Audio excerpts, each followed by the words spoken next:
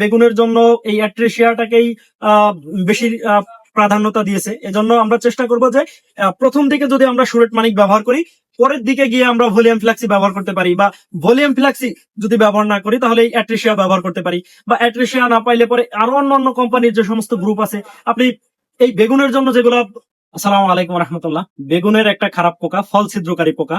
এই পোকাটা নিয়ে আমাদের অনেকেরই হচ্ছে টেনশন হয় যে অনেক ধরনের কীটনাশক স্প্রে করি, অনেক ধরনের যে অনেক কোম্পানির প্রোডাক্ট আমরা ব্যবহার করি, কিন্তু কখনো দেখা যায় যে এই পোকাটা দমন করা সম্ভব হয়ে ওঠে না। কারণ এই ধরনের ফোন কল অনেক পাই, বিভিন্ন জেলা থেকে বিভিন্ন জায়গা থেকে ফোন করেন, মেসেজ দেন যে ভাই বেগুনের পোকা কিভাবে দমন করব। আবার বেগুনের যে সমস্ত হার্ড ওষুধ আমরা ব্যবহার করি, দেখা যায় যে পাশাপাশি এই সপ্তাহে স্প্রে করলে পরে ওই সপ্তাহের মধ্যে অনেক সময় বেগুন ছিঁড়তে হয়, আবার ওইটাই হচ্ছে আমাদেরকে খেতে হয়। তো দেখা যায় যে ঘুরে ফিরে আমাদের পেটে ওই বিষই যাচ্ছে।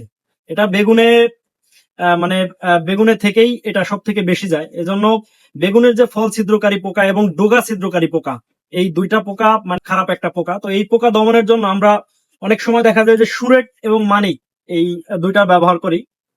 এটা হচ্ছে মিমপ্রেক্স এর ওষুধ, এবং এই দুইটাই কিন্তু চায়নার প্রোডাক্ট। এটা হচ্ছে চায়না থেকে আমদানি, এটাও হচ্ছে চায়না থেকে আমদানি। তো এটার মধ্যে আছে হচ্ছে অ্যাসিটাপ্রিমিড, আর সুরেটের মধ্যে আছে ফেনপ্রোপ্যাথিন এবং পাইরক্সিফেন। এই দুইটা দিয়ে এটাকে তৈরি করা। এটার নাম হচ্ছে সুরেট প্লাস, আর এটার নাম হচ্ছে মানিক। আচ্ছা, এই প্রোডাক্টটা যখন আমরা একাধিকবার ব্যবহার করি, মানে একাধিকবার ব্যবহার করি, তখন পোকার গায়ে শুয়ে যায়। দেখা যায় যে একটা পোকা আধা মরা হয়ে আছে, তো আধা মরা হওয়ার পর মরে নাই, কিন্তু একটা পোকা মরে গেছে, একটা পোকা রয়ে গেছে। তখন এটার সাইড এফেক্টটা কিভাবে আসে, আপনি পরের বার যখন এই সেম গ্রুপ ব্যবহার করতেছেন, ও কিন্তু কিছুটা আক্রান্ত হয়ে আবার দেখা যায় যে বেঁচে গেছে। তো যখনই বেঁচে যাবে আর পরের বার যখন ওই সেম গ্রুপ ব্যবহার করবেন, তখন আর ওই পোকাটা মরবে না, মানে ওর গায়ের উপর একটা অ্যান্টিবডি তৈরি হয়ে গেছে। আর যখন অ্যান্টিবডি তৈরি হয়ে যায় তখন ওই গ্রুপে আর মরে না। এজন্য আমরা চেষ্টা করব যে প্রথম দিকে যদি একটা গ্রুপ ব্যবহার করি, পরের ধাপে যাই আমরা অন্য আরেকটা গ্রুপ ব্যবহার করতে চেষ্টা করব। যেমন বেগুনের জন্য অনেকগুলো গ্রুপ আছে, যেমন সিনজেন্টার একটা প্রোডাক্ট, ওল্ড প্রোডাক্ট, এটার নাম হচ্ছে ভলিউম ফ্ল্যাক্সি। এটা অনেক দিন ধরেই হচ্ছে চলতেছে মার্কেটে। এরপরে পেট্রোকেমের একটা ওষুধ আছে, নাম হচ্ছে কোরাজেন, এটাও চলতেছে অনেক দিন ধরে। এরপরে সুরেট মানিকের কথা বলতেছিলাম, এটাও অনেক দিন ধরে চলতেছে। এরপরে আরো অন্যান্য কোম্পানির অনেক ধরনের প্রোডাক্ট বেগুনের জন্য চলে। তো যেটা আমি বলতেছিলাম যে একটা প্রোডাক্ট একাধিকবার ব্যবহার না করা। আপনি প্রথম দিকে একটা গ্রুপ ব্যবহার করবেন, ঠিক পরের ধাপে গিয়ে অন্য একটা গ্রুপ ব্যবহার করেন। এটা পোকা দমনের জন্য সর্বোচ্চ ভূমিকা পালন করে। যেমন আইসোসাইক্লোসিরাম, তো এটা হচ্ছে সিনজেন্টার ইনসিপিও। তো সিনজেন্টার ভলিউম ফ্ল্যাক্সি সম্পর্কে কথা বলতেছিলাম। তো এই ইনসিপিওটা অনেকেই ব্যবহার করেন। তো ইনসিপিওটা ব্যবহার নিয়ে গত কিছুদিন আগে সিনজেন্টারই একটা ট্রেনিং এ ছিলাম, ওইখানে ক্লাস চলতেছিল। ওই ক্লাসের মধ্যে এই বেগুনের পোকা নিয়ে অনেক কথা হচ্ছিল। তো ওনাদের একটা নতুন প্রোডাক্ট আসছে, সেটা নাম হচ্ছে অ্যাট্রেসিয়া। এই অ্যাট্রেসিয়াটা বেগুনের জন্য, বেগুনের ফল ছিদ্রকারী পোকার জন্য খুবই গুরুত্বপূর্ণ এবং ভালো মানের একটা প্রোডাক্ট, মানে গুরুত্বপূর্ণ ভূমিকা পালন করে।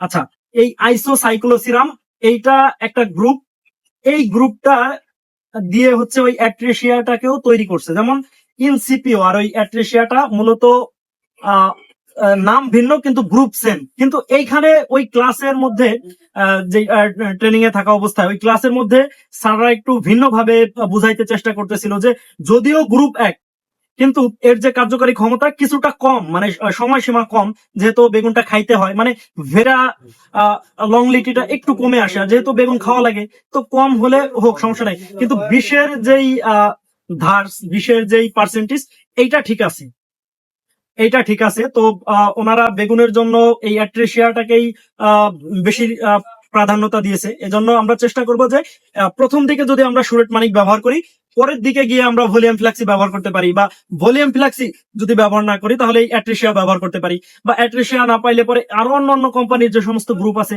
আপনি এই বেগুনের জন্য যেগুলো অনুমোদন আছে এই গ্রুপগুলা ব্যবহার করতে চেষ্টা করবেন।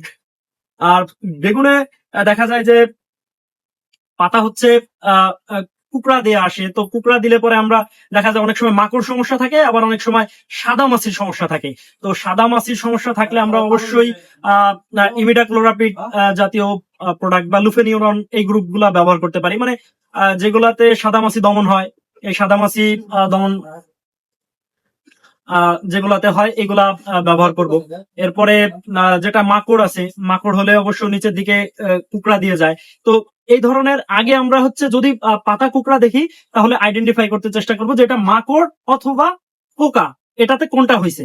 যদি একটা পাতা তো সাধারণত সোজা থাকে, তো যদি দেখি যে পাতা নিচের দিকে কোকড়া দিছে তাহলে অনেক সময় এটা নিচের দিকে কোকড়া দিলে হচ্ছে মাকড়ের সমস্যা। আর যদি নৌকার মতো উপরের দিকে কোকড়া দেয় তাহলে হচ্ছে সাদা মাছির সমস্যা। তো আমরা সাদা মাছির ওষুধ দিলে এটা ঠিক হয়ে যাচ্ছে। তো যে কোনো স্প্রে দেওয়ার আগে বা প্রত্যেকটা ফুল ফসলে স্প্রে দেওয়ার আগে চেষ্টা করব যে ওই রোগ সম্পর্কে আপনাকে অবগত হইতে হবে। মানে আপনি ওই রোগটা আইডেন্টিফাই করবেন এবং ওই রোগের বিরুদ্ধে আপনি প্রোডাক্ট স্প্রে করবেন, এটা বেশি ভালো। তো ধন্যবাদ, ভালো থাকবেন, আল্লাহ হাফেজ।